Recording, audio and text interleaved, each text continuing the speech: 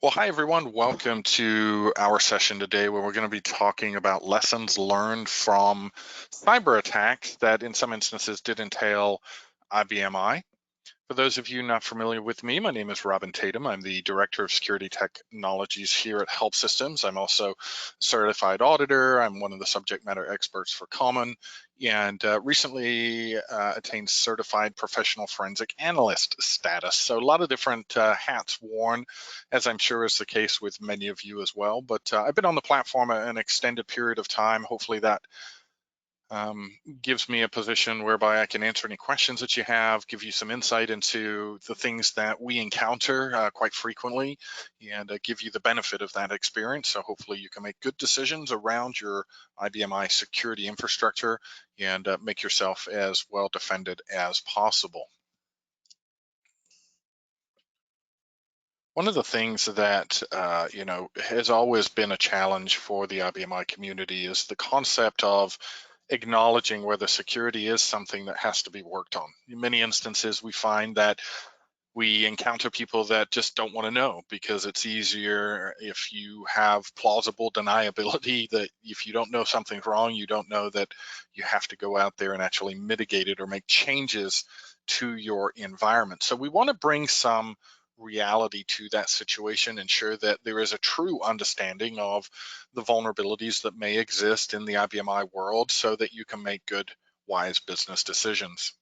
The first thing I want to cover is the idea that an AS400 has never been hacked. And yes, I know it's no longer called an AS400. In fact, I'm one of the proponents for making sure that we do refer to it by its current name as IBM I. I put this in quotes because it's a comment that I hear frequently. The reference to AS400 really is not the relevant part. It's just the fact that the power systems environment, the IBM I operating system or earlier, has largely been acknowledged as having never been hacked. But there are things that we have seen. Unfortunately, I can't disclose too many details behind those types of sensitive activities, but there are situations where the platform has been attacked and in some instances was successful.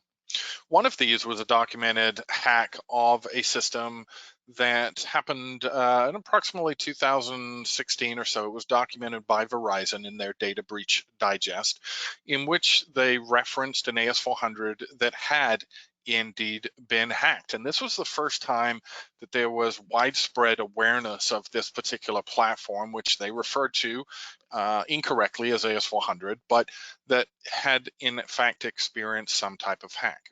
So what happened in this scenario? Well, it's not dissimilar to an attack that happened not too long ago, actually, but it wasn't documented in the more recent occurrence as being on the platform. But in this instance, a hacker was able to exploit a pretty well-known vulnerability in their payment software.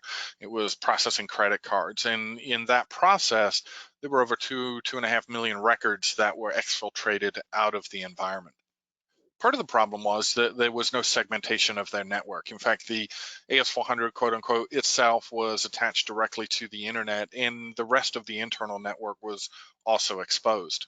And what happened was that a web server was compromised, and in doing so, it was discovered that the administrative credentials for the IBM I operating system were stored in the clear and revealed in a file on that web server. And so even though the IBM I wasn't the main target, it was a secondary victim to that attack. In fact, this was a scenario whereby the attackers were able to then use those credentials to log in to the back-end system. In this case, it was a water department, and the SCADA application, which controls chemical additions into the water supply, was actually altered and tampered with so that the chemical balance was taken out of kilter. Now the good news is they had checks and balances in place, so they discovered this before any harm was done to human life. But the fact that somebody was able to get that far and manipulate chemical valves is a scary concept, and I think one where we often don't think in those terms. The idea that somebody's going to corrupt the environment as it stands, as opposed to the popular belief that everything entails data loss. The all important question in this, and whether you call it IBM I, AS400 I series, is this environment as vulnerable as other operating systems that live in your data center? If we ask IBM, this was something that they published on the Power Systems webpage a number of releases ago, but I think speaks very clearly to the idea that IBM says that the IBM I operating environment is considered one of the most secure systems in the industry. And I think that is pretty well aligned with how most of us feel in the community. The National Institute for Standards and Technology agrees. When we look at IBM I in comparison to Windows or various flavors of Linux, we see that the number of vulnerabilities that has been documented for this operating system is incredibly impressive. In fact, you've probably used charts like this when selling the technology to your upper management, justification perhaps for a slightly higher cost of acquisition, but a lower total cost of ownership overall. But the idea that this platform is secure in comparison to other operating systems is an impressive value add. The State of IBM I security study, which I personally have been involved with now for well over a decade, is specific to the IBM I environment. And it's got a lot of valuable insight that was gathered from real systems. So as opposed to a questionnaire, for example, that asks people, do you think your system is secure? We're actually gathering real data. We are digging into the belly of the beast and seeing, is this system in a secure state? What we've learned from doing that study now for so long is that the reality around IBM I is that indeed it is securable. That means it has the potential for being secure. And there's an important distinction there from the traditional use of the word as being secure. Just to give you an analogy here, is a beautiful Audi, and one would consider this highly secure. It has very advanced anti-theft features in it, but the reality is that those security controls have to be used in order to have any idea or any premise of this environment being secure. You have to lock the doors, you have to close the windows and remove the keys from the ignition. If you don't do those things, if you don't take those simple steps, then the reality is that those controls are really not assisting you, and there's still the risk that your environment could be attacked and that attack could be successful. In this case, a very sophisticated alarm system didn't help the fact that if you don't set it, if you don't set those restrictions, the car can be stolen, and in this case, it was torn down and sold for parts. Oh, can you imagine owning a car like that and losing it in such a miserable way? When we look at the cost of data breaches overall, we know that the number of breaches per company continues to increase. In fact, it more than tripled in the 5-year period between 2012 and 2017. And the average cost of cybercrime, especially for financial services companies, but not solo for those, increased dramatically over a recent 3-year period. For financial services company, that entailed a growth from about 13 million per company to almost $19 million for companies.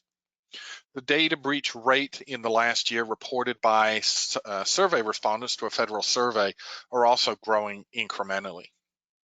We're also seeing that COVID-19, the pandemic that we're all suffering through and hopefully coming to the end of here shortly, has experienced or involved significant increase in the number of security incidences.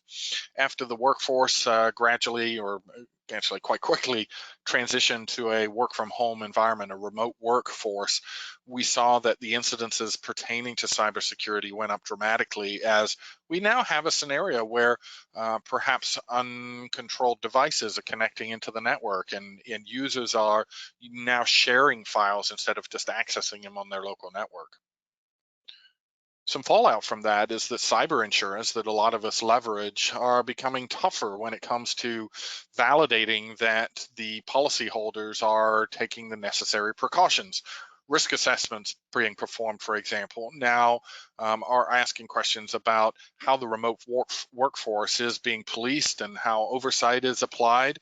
We see here an organization actually down in San Diego that was pretty much empty in comparison to a full parking lot that would traditionally be there. So this is an environment where not only organizations need to be aware of it, but cyber insurers are going to be more challenging to you if you think that that is kind of your out in a cyber incident scenario. We also know that threats don't remain static. Ransomware's been with us for a few years now. I'm sure you're all pretty aware of that risk and sensitive to the idea, but we do hear from people, as is recommended by security experts and law enforcement, that the refusal to pay the ransom has grown, and the expectation that a system can be recovered, whether it's from high availability or whether it's through media saves. There is now planning that says, if we were attacked, do we have a game plan for recovery? Criminals started to see that their income was being impacted by this. So what they did was evolve, as with most things. And in this case, ransomware was now partnered with the idea that before files were encrypted, they were stolen. So the idea that the data has been pulled off the server before it's placed into an encrypted state when it's left behind now gives the criminals additional leverage in order to motivate their victims to pay or suffer the consequences. In fact, the ACO ransomware gang did go ahead and dump data from a pain management clinic in the US, including a 134-page file that contained personal health information on the patients there after the ransom went ignored. They were unwilling to pay. So they went ahead and released this out into the world. And that's extremely problematic, obviously, not only to the patients whose information was compromised, but the organization who had been responsible for the safe maintenance of that. In this case, an IBM I server has been impacted by a virus attack. This is a situation where 250,000 viruses were found as it kind of populated and repopulated itself throughout the integrated file system. So we are not necessarily just immune to this because of the nature of the power technology. One of the messages I love to share with people, and I'm as guilty of this as the next person, quite honestly, is that we always assume that a security incident entails a data breach. Now, a data breach is a subset of a security incident, but not every security incident entails a data breach. There can be corruption of data, there can be accidental outages, deliberate malicious outages, and it doesn't always entail database information leaving the environment. For me, there's a responsibility here that is shared amongst three primary components. At the top, we have IBM, who writes and supports the operating system. It's up to them to give us an environment that is securable. We then pass the baton over to software vendors. These may be external vendors. It may just be the programming department in your own shop. But at the end of the day, somebody is writing the business applications, and these applications need to leverage the IBM I features in order to ensure that the database is secure. Ultimately, you are the one who has to manage that environment. You as the owner of the server, as the firm that runs this technology, is ultimately responsible for ensuring adherence. But the problem that we run into is that the operating system has some, let's call them questionable default settings. The software vendors tend to ignore the capabilities. They point the finger, if you will, at the owner of the system saying, hey, this is just one application that you could be running. It's not up to me to dictate how your system should be configured, but it is up to them to dictate how their application should take advantage of the features embedded in the OS by IBM. So what happens is we have this shifting of responsibility. We have this finger pointing that says, hey, I did my part, but it's being undermined by somebody else. So everybody has to step up to the table, but ultimately I agree, it is you who has to ensure that everybody plays their part. Now, with the AS400 hack that we read about in the Verizon Digest, we have to acknowledge several things that really played into this. And ultimately, there was a failure to use the features that were in the operating system. There was a failure to follow best practices. The write-up by Verizon clearly stated that the administrator for the environment really didn't consider any implications of the configuration that had been chosen. Embedding clear text credentials into a config file in a web server obviously made it very, very easy for the environment to be compromised. There was a failure to keep the applications patched. There was a known vulnerability in that payment software, and if they had patched it, perhaps that scenario would not have occurred. And lastly, but no means least, we have a failure to simply use common sense. having credentials in a file that is an administrative account to a system is in nobody's mind ever going to be good security practices. So we have to imagine segmentation of the network, making sure that there is adequate firewalls, updating the applications, all the standard type of IT functions have to be followed. The idea that we follow what we call security by obscurity tends to be a very bad idea. What I mean by this is the thought that, well, nobody really knows this platform. I have a hard time even finding legitimate administrators. Nobody's going to know how to pretend to be an administrator or hack the system. But don't be fooled into thinking that there are people out there that don't understand this box. In fact, there is a book on Amazon that teaches them exactly how to do it, as well as sessions that can be attended, or there's a YouTube video that I've seen that talks exactly about how to exploit an IBM I environment. So the information is out there. And the fact that so many Fortune 500 companies run this technology, it's definitely an incentive for bad actors to invest time in learning about it. Last summer, I experienced a very interesting scenario where I was running a proof of concept for a customer to monitor their PC connections. It leveraged a tool in our portfolio called Exit Point Manager, which is one of our most popular solutions. But the intent with this application is to track and control the types of connections that come in from the network, as opposed to green screen. And what we discovered when we ran the first report out of this software that gave them visibility to the actions for the first time on this system, we actually revealed to them that they were being attacked at that very moment. In fact, this is the report that was generated. And if you look down the active user column on the left-hand side, you'll see some very strange profiles that are not typically used in the IBM I environment. That was one of our first red flags. But of course, the fact that this connection was occurring about every 6 seconds and failing, not least of which coming from an IP address that they identified as outside of the protection of their firewall, all of the alarm bells started going off at once. The profile names went from anonymous to web to root to user123, very indicative of just a generic brute force, hammer on the door type of attack that still happens in this day and age. So while an unsophisticated attack was definitely eye-opening for them, arguably the quickest sale of Exit Point Manager I've ever seen. We have to be careful, though, when we use the term hack or hacking. The term is generally considered with negative connotation, but the reality is a hacker is somebody who just studies the environment. If you look up the term hack in a dictionary, however, one of the definitions is to actually use a computer to gain unauthorized access to data within a system. So this is the term we tend to use.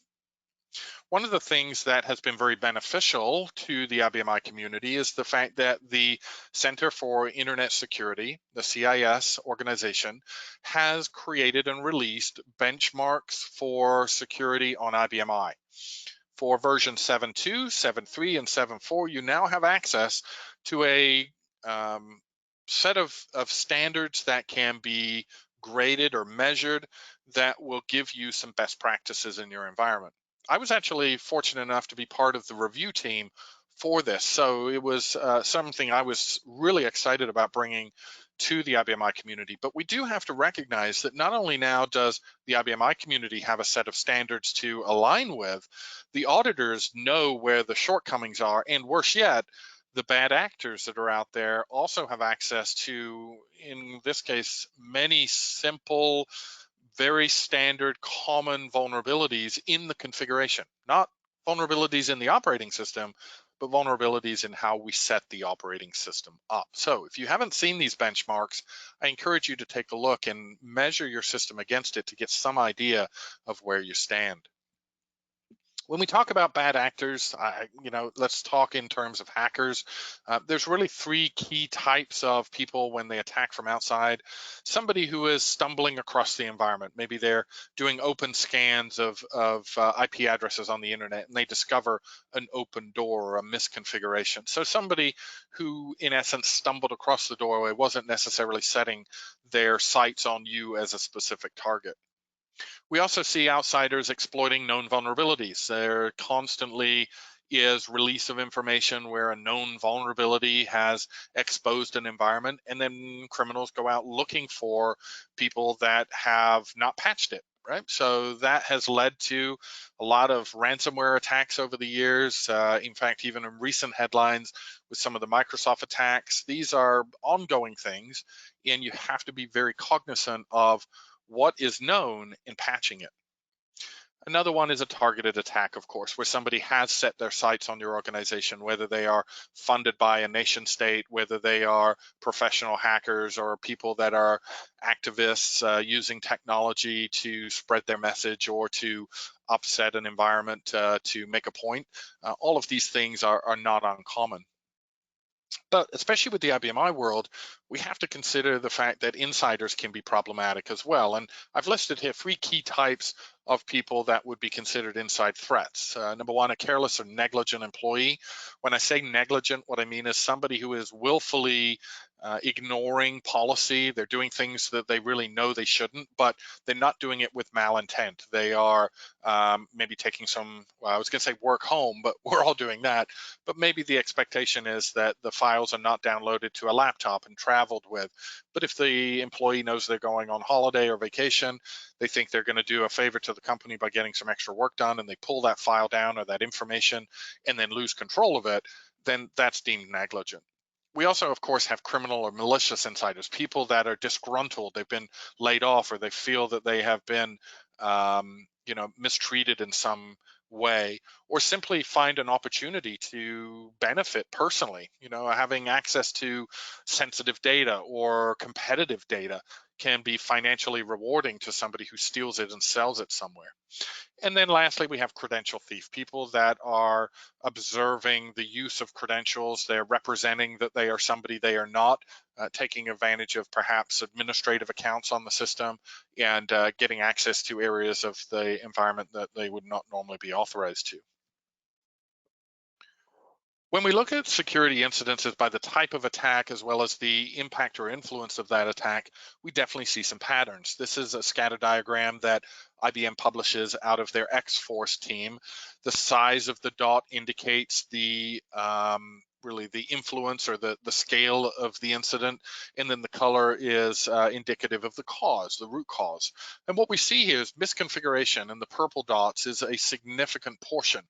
Only eclipsed by the undisclosed category, the gray circles. And I would offer that a big portion of undisclosed probably ultimately is caused by misconfiguration. So the takeaway from this is misconfiguration is arguably the biggest segment and has the biggest impact on the scale of an incident. So if you fix those things, you're actually addressing a significant portion of the attack vectors. Here's some examples of misconfiguration as we've discovered from an IBM I perspective. IBM profiles like QSYS.LIB or QUse are probably very familiar to you, but the idea of those profiles being modified is often not considered. But you'd be surprised how often we do stumble across where IBM profiles have been altered to carry administrative privileges that they were not originally designed to carry. In some instances, those profiles are then used as a group profile.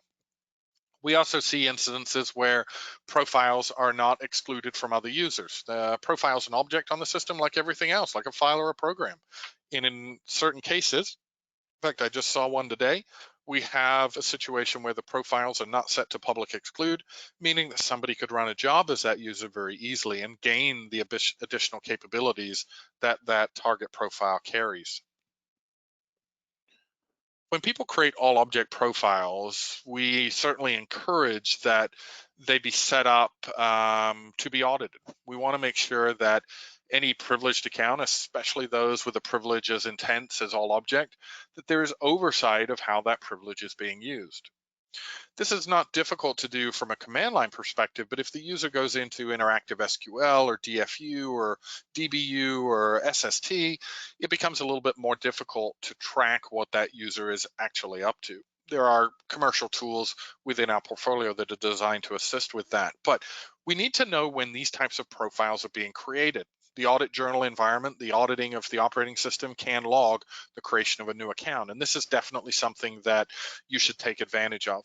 Whether it's a service account, whether it's a vendor profile or an end user themselves, when a profile is created, whether it's copied from a similar account or whether it's created from scratch, knowing when a new privileged account has been created so that it can be authenticated, it can be validated, is extremely important. We see a lot of default passwords in the IBM I world. Default password being defined as the password is a mirror image of the name of the profile. So user ID is Robin, password is also Robin. Very low-hanging fruit, everybody knows of that. You don't need to be a security expert to recognize that that is not a good idea. When the profile is initially created, this is a common practice. The profile is often then set to expired, or the password set to expired, knowing that the user will change that password when they first sign in. The problem is if that user profile is never actually leveraged for interactive sign-in, nobody is ever prompted, or maybe it's the wrong person being prompted. So we want to be considerate of the idea that the traditional approach of the default password that is expired still leads to problems.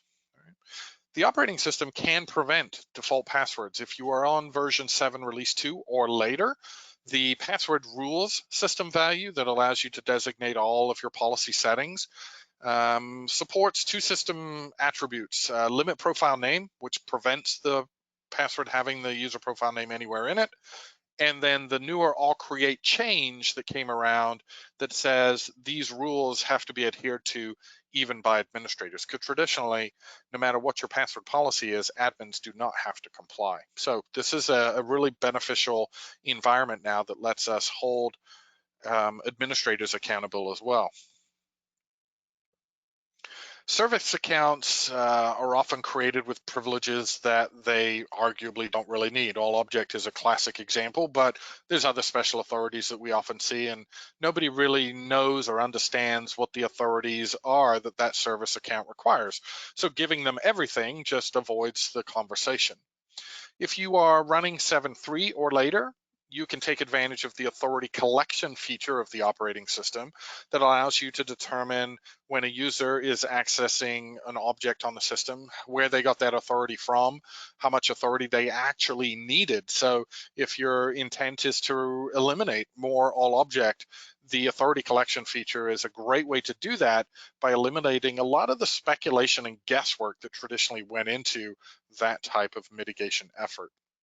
If you're not on 7.3, I would certainly encourage you to think about that, because 7.2 is about to drop off of support here. But in prior releases, the service account itself perhaps could be made a member of the profile that owns the application. You could create a group and member relationship.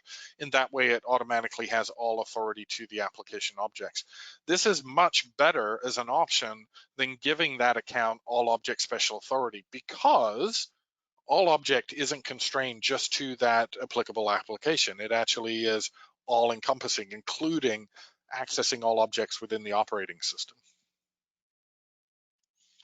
An ongoing task that you need to consider is making sure that any new objects that are deployed, especially into production libraries, are officially sanctioned and have the appropriate runtime attributes. What I suggest is that you look for programs that are using what we call adopted authority, especially if they are adopting the authorities of a privileged account like QSYS offer. If that program is leveraging that type of capability, it's not necessarily an inherently bad thing, but we want to make sure that the program is not performing unauthorized functions, such as dropping the user into a work spool file screen that has a command line at the bottom of it. So it's okay to use authority adoption, but let's make sure nobody is abusing that capability and getting access to the system in a more privileged mode than perhaps you would think they could. Objects that are placed in libraries that reside above the operating system should also be validated. So there is a system value called QSYS.LIB, which is the system library list. And at the top of the list of libraries in that list is QSYS, which is where all of the OS objects reside. It's common practice for people to create a library that sits higher in the search order than QSYS. The reason for that might be if you are making modifications to OS supplied objects. You don't want to overlay the existing object in case you have to back the entry out. So what you do is you copy the object from the QSYS library into your new library. And because that new library sits higher in the search sequence, like a path in Windows, you will actually find the modified version first. Very valid, but we want to make sure that people aren't using it maliciously. You could maybe copy the power down sys command and call it work spool file. And the next time somebody wants to look at their printed output, you've got a big problem on your hands. It's actually quite easy to hide or obfuscate objects in an IBM I environment. There's a good chance that if I create an object called QECY2BA and put it in library QSYS, you're probably not going to be comfortable deleting that object because there's a very good chance you don't know what any of the operating system objects are. This is where we start looking at object ownership and who created it so that I can see if it was Bob in the programming department versus star IBM. There are definitely red flags and even commands you can run to help identify these objects, but there are considerations that you want to think about when it comes to, malicious use of your system. If you walk away from your environment, your PC, you want to make sure that the environment has some level of timeout. Now, the operating system has the ability to lock a green screen, either sign the user off or put them into a disconnected state where it really is looking like a sign-on screen, but when the user signs back in, they pick up where they leave off. That's all very beneficial, but it became a little bit obsolete after we moved away from dumb terminals and started using PCs. There are other connections that may be established. So even though we lock the green screen session, a user can come along and perhaps make a new connection. And if you're using single sign-on, you're already signed in. Or there's a drive mapping to the integrated file system. So it's much more important that the entire PC secure itself rather than just an individual emulation session. Oftentimes we see where development environments have been configured, but they're not secured like production. In many instances, that's known and it's intentional. But what we have to consider is that in many cases, whether people like it or not, we see production data sitting on test LPARs, development LPARs for use in testing. But the security of that environment is rarely as tightly implemented, if it is even done there, as it is on a production system. We see where programmers have all object, they have command line attributes. The object authorities or permissions rarely match what they'll look like in production. And there's reasons potentially for that to be the case. But what we want to think about is, even though I may not have access to your production data, if I can get on your high availability replicated system, or if I can get onto a test system and access the customer master file from there, chances are you're probably not watching that environment quite as closely. Some of the options that you have at your disposal are database functions. So RCAC, or row column access control, was introduced in version 7.2. It's field column security, row security. It lets you do all those things, and it's very beneficial. There's also a concept introduced in version 7.1 known as a field procedure that allows you to encrypt and decrypt data outside of having to modify the application. Very beneficial. If you're interested in encryption as a concept, the PowerTech encryption module is actually able to auto-generate those field procedures, making the process of putting data into a protected encrypted state a pretty seamless task. As an ex-programmer, I do understand the pressure that developers are under to get programs developed, have as few bugs in them as possible, and get them into the hands of the business user as quickly as possible. Let's face it, that application is designed to solve a business problem, and we want to solve that problem today, not 6 months from now. Unfortunately, one of the fallout items from that is that oftentimes testing is not performed with security in mind. There is, validation that the program works, but no expectation of consideration of how the user is accessing the database. We then don't want to go back around in a second, pass and secure it, because we're afraid that after we've moved it into production, we don't want to rock the boat. We don't want to break anything. The program's working just fine. So applying security runs the risk of breaking it. Oftentimes, test profiles have too much permission. We understand that when that is getting built and when it's initially being deployed, but we don't always go back and clean that environment up, right? So we see programmers still owning things or having excess privileges that potentially would be a violation of any type of regulatory mandate. When there is an issue on a system, we tend to kind of react a little bit heavy-handed, especially if that incident occurs with a high visibility application like payroll, for example. In the environment where the application is broken, it's all hands on deck. Fix it no matter the cost. And what we tend to see is that we don't finesse the resolution. We give the programmer all object, we say fire it up, get it going. And then we either forget to remove that all object away, or we don't actually get to the root cause of what the problem was. So in essence, we're using a sledgehammer to bang in a small finishing nail. All object works, no doubt about it, but it is significant overkill. And unless you really have a significant fire on your hands, it's usually not the appropriate response. Again, as long as you're on 7.3 or later, you can leverage the authority collection feature to determine how much authority is actually required, in addition to understanding where their existing authority came from and how much authority they had. So there's tools that help you with this task. Another common area of vulnerability is sharing out folders from the integrated file system. One of the big no-nos is sharing the root folder, because by sharing the root, you've also given the user access to one of the subfolders under the root, which is QSYS.LIB. QSYS.LIB not only contains your operating system, but it's also the parent folder for all of your application libraries and databases.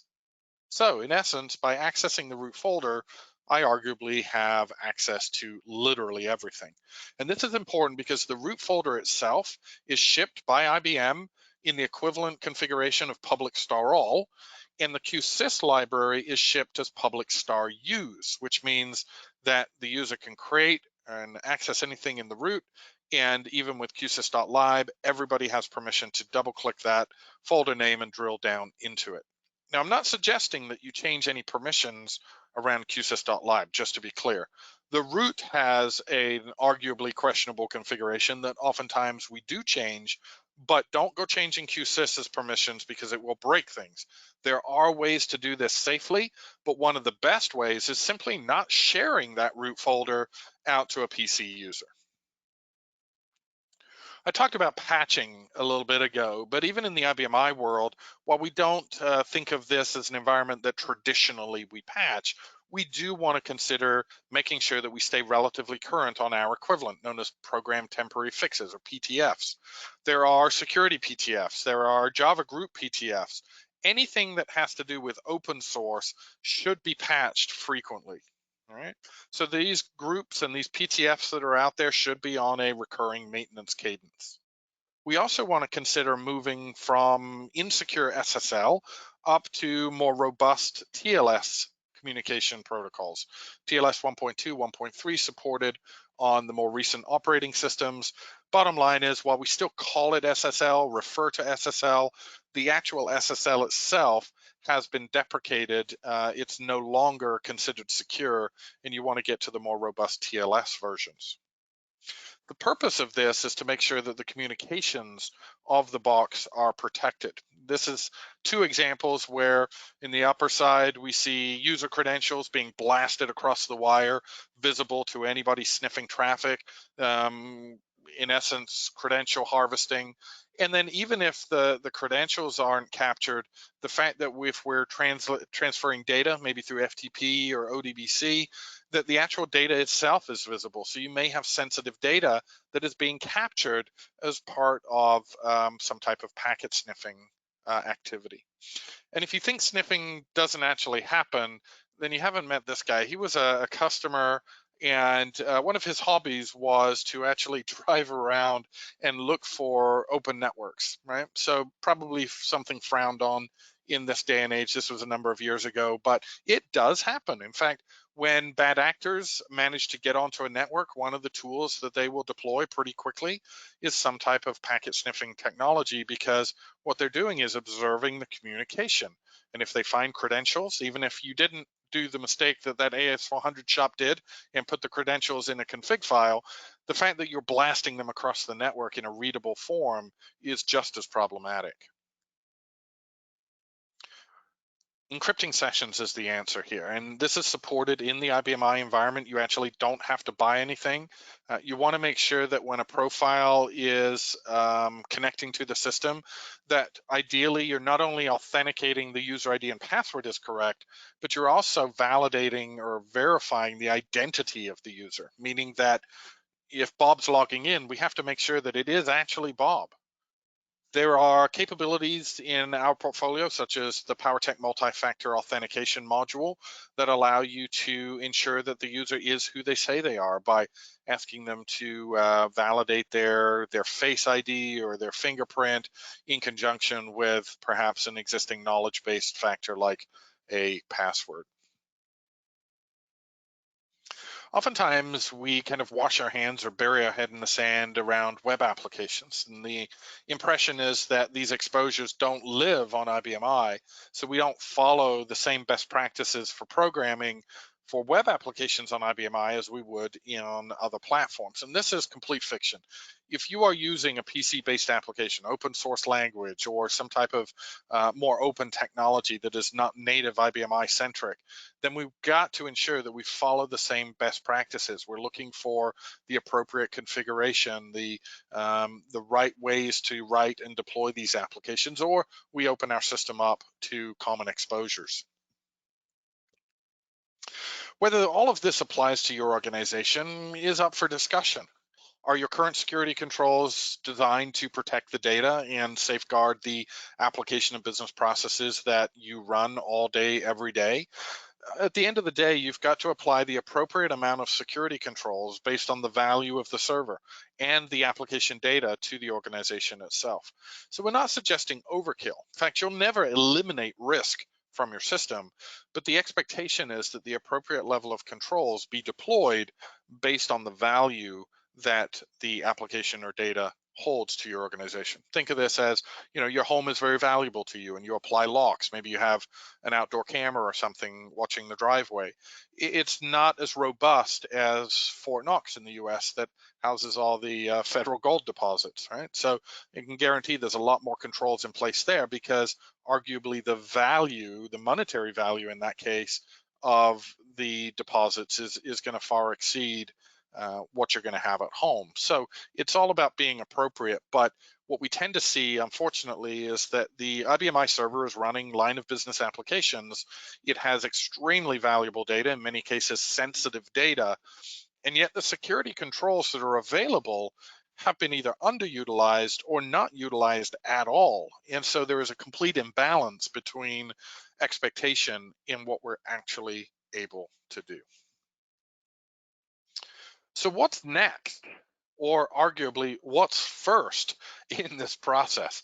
And I want to give you a call to action. So this is my suggestion coming from somebody who does this day in and day out, and that's assess your environment.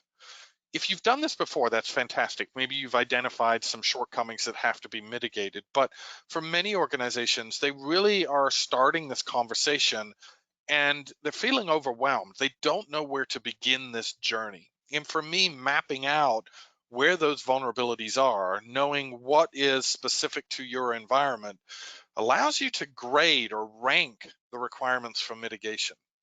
Somewhat morbid analogy is you get onto the Titanic and you're not sure if you should be polishing the railing or fixing the hole in the side of the ship. If you haven't done a full inventory of everything that's wrong, how are you going to know what's important and what's less important? So having a security assessment of some form done is extremely beneficial. And what we can do here is that we actually have a security scan tool that we'll let you use for free. In fact, I'll jump on a call with you and I'll go through the findings line by line and explain exactly what they mean. And I won't charge you for my time either. So this is a great opportunity for anybody in the IBM I community to take advantage of expertise specifically on this platform and look at the server. This is not a port scan. We're not looking from the outside in. We're uniquely looking from the inside out. So we're looking for the number of all object users. We're looking for password policy. We're looking for public permissions on the libraries. There's a whole slew of different statistics that are reported here. You see the cover page, but there is, about 12, 13 pages, and it's yours to keep, no cost or obligation. In fact, if you're interested in doing that, I did have somebody pop a question up saying, how do we do that? Let me I do have a poll out here. I'm just going to launch this very quickly here.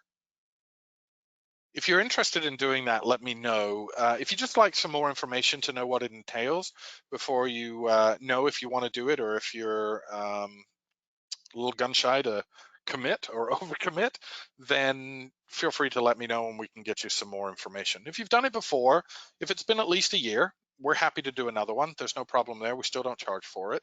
And you get about 7 days with the tool. So if you have multiple LPARs, you can run it across the entire environment. But it's just a great way to draw a line in the sand and get a good understanding of what it is you need to do.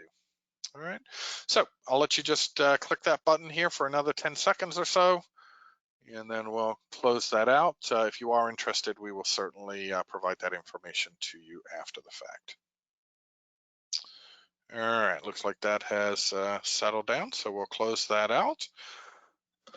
Before we're done here, I did just want to talk for a moment from the commercial aspect of things. I'm not going to go into any of the details here, but I want you to know that HelpSystems is heavily invested in cybersecurity, not only in IBM I, but also AIX, Linux, and Windows. So we have an extensive portfolio across all these platforms, but my focus is IBM I.